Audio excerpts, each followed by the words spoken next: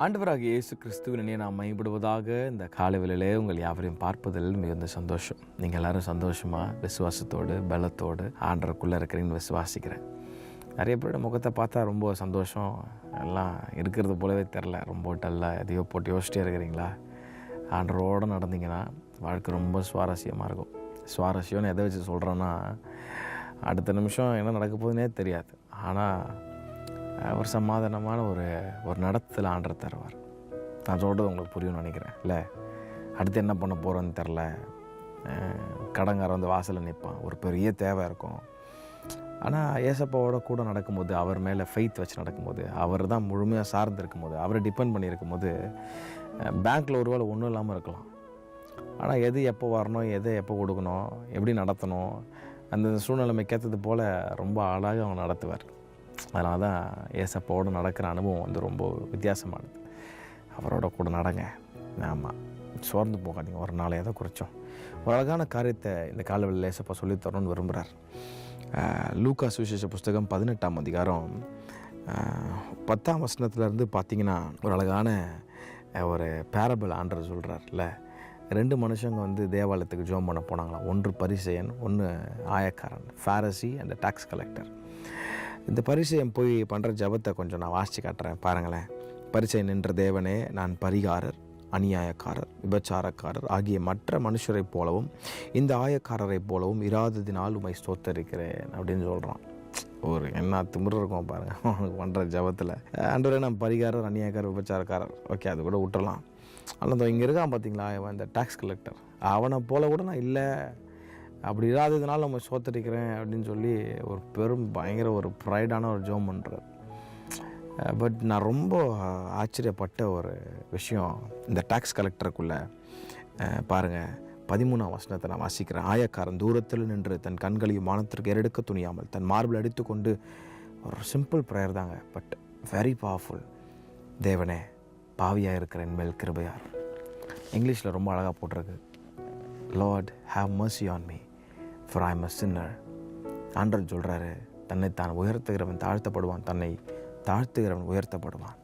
ஆண்டவருடைய கண்ணு நேராக அந்த பரிசையை மேலே போகல. இந்த பரிசை யாருன்னா, பைபிள் நல்லா தெரிஞ்சவன், பைபிள் ஸ்காலரு, வாரத்தில் உபவாசிக்கிறவன், தசம பாகத்தை எடுத்து கொடுக்குறவன், அப்படிலாம் பயங்கரமாக ஜோம் பண்ணான். ஆண்டர் அவனை பார்த்து வந்து ரொம்ப ஸ்பெஷலாக ஃபீல் பண்ணலை.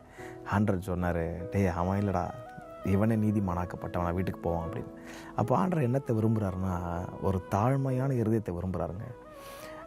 கிருபையை பெற்றுக்கொள்வதற்கு பைபிளில் பழைய ஏற்பாடோ புதிய ஏற்பாடோ எங்கே தேடி பார்த்தாலும் ஒரே வழி தான் உண்டு. வசனம் சொல்லுது, கர்த்தருக்கு முன்பதாக தாழ்மைப்படுங்கள், அப்போது அவர் உங்களை உயர்த்துவார்.